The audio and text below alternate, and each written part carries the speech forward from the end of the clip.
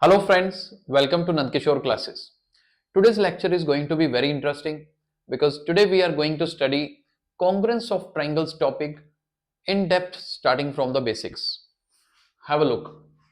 First of all, let us focus on the word congruence. Two triangles are said to be congruent.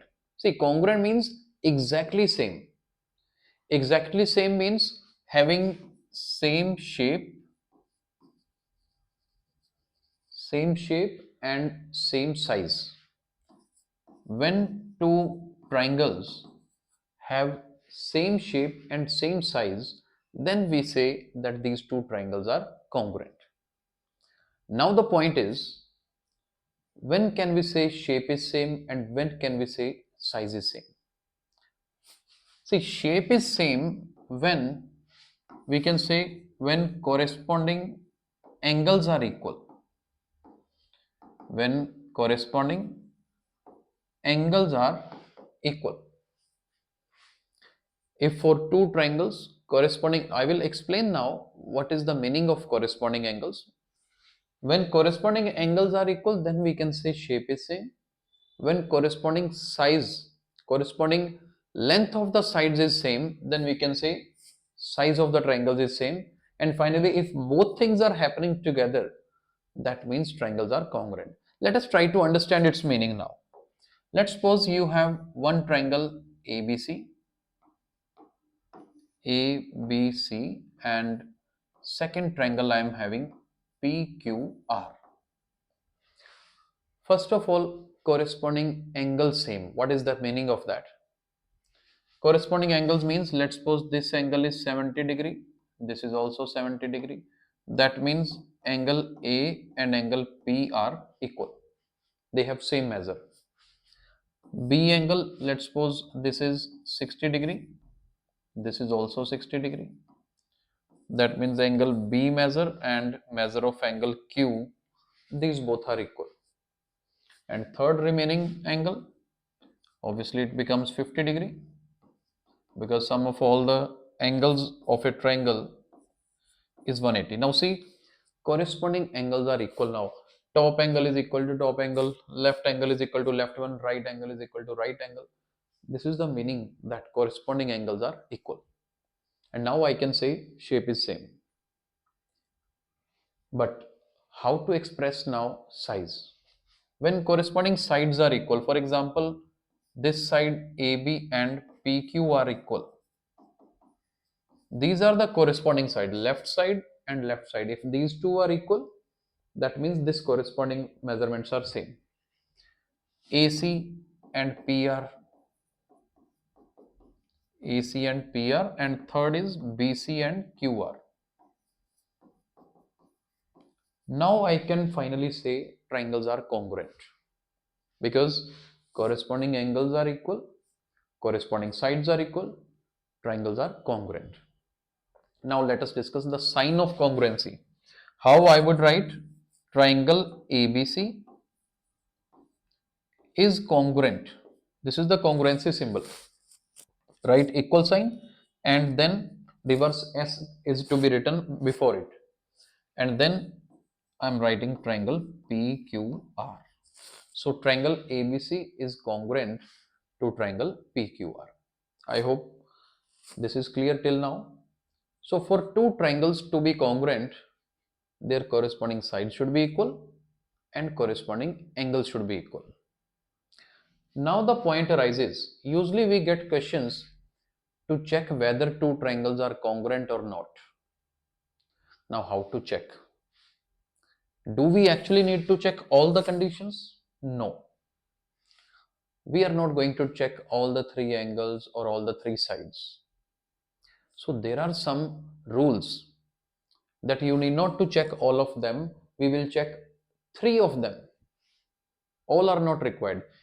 And rules are like, if three conditions we have checked, if those three are applicable, that means else others are also equal. But how to verify? I'm going to show you. There are rules. For example, I'm writing the names of the rules. One rule is SSS. SSS means side, side, side. Let me firstly tell you the names.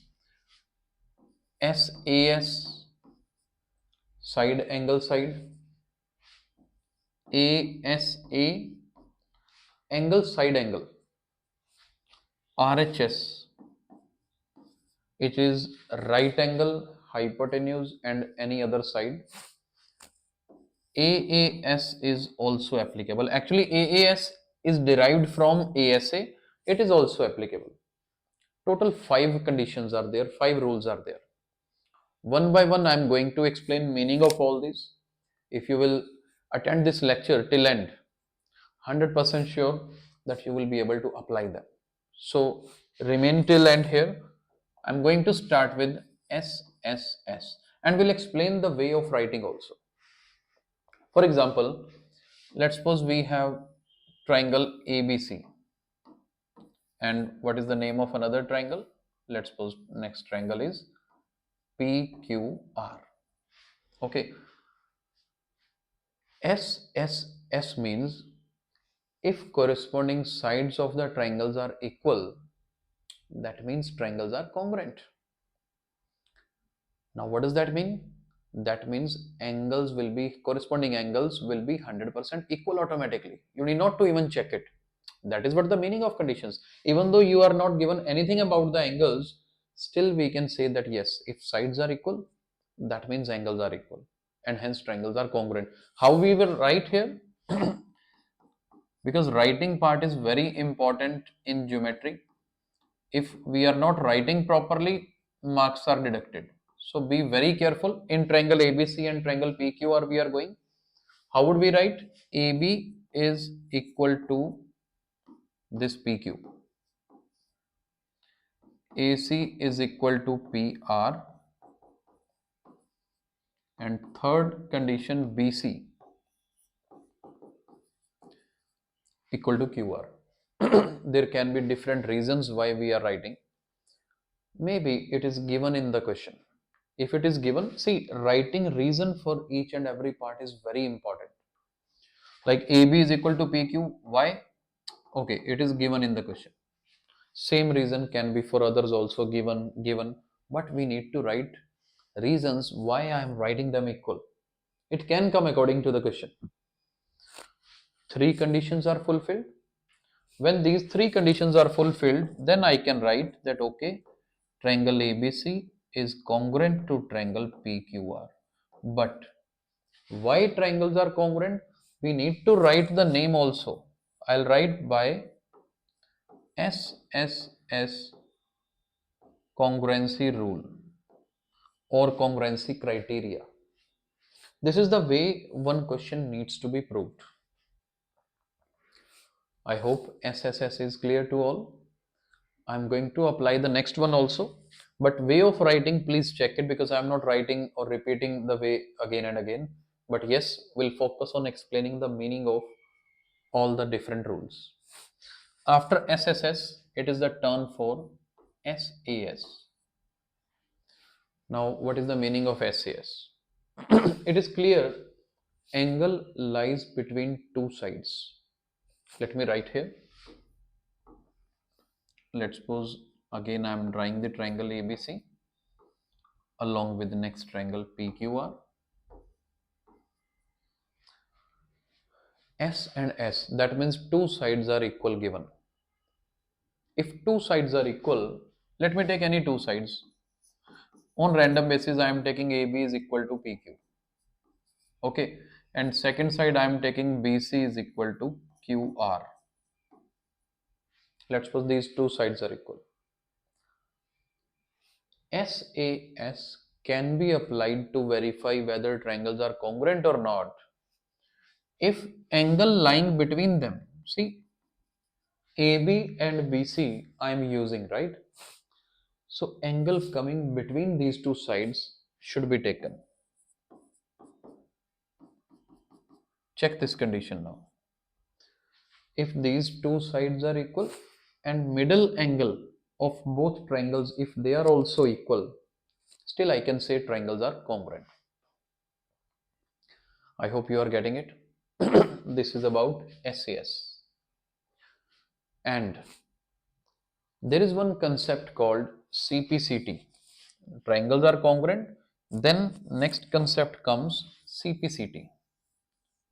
You must have heard this word CPCT. Its full form is corresponding parts of congruent triangles. Let me write it so that you all can note down.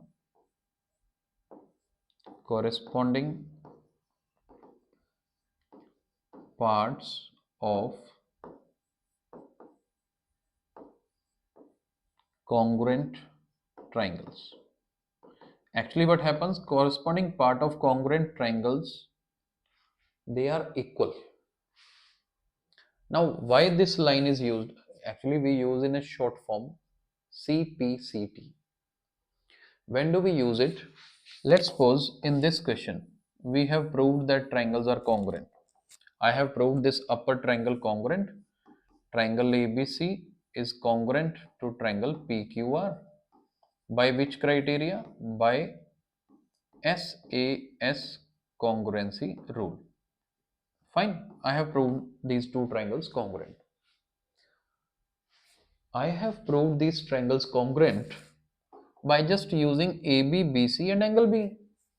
What about remaining sides and remaining angles? No need to check them, they are automatically equal as I told earlier. Now use it. Therefore, you can write that okay, remaining side, this third one, AC must be equal to PR. This angle A must be equal to P, and this third angle C must be equal to R. Even though nothing was given about it, but when we say that triangles are congruent, remaining corresponding parts are automatically equal. So we will write in exam by CPCT. That's what the rule we use. I hope way of writing is clear. So as of now, two rules we are done. SSS is done, SAS is done. Next is ASA. ASA means any two angles and side lying between them. For example, just a rough work now we will do, because I think you are clear with the concept. It is just way of writing is clear. See, let's suppose two angles means, let's suppose angle A and P are equal, angle B and Q are equal. These two angles are equal given, and side in between AB is equal to PQ. This is the case of ASA. If this condition fulfills, that means we can say triangles are congruent. By which rule? ASA. And yes, if I want to apply AAS, that means firstly take any two angles. Let's suppose this angle and this angle. I'm taking this combination. Angle A and P are equal, which is marked with single line. Angle C and angle R are equal. Two angles are equal. If third side in between are equal, that means ASA. Let's suppose this is the third side.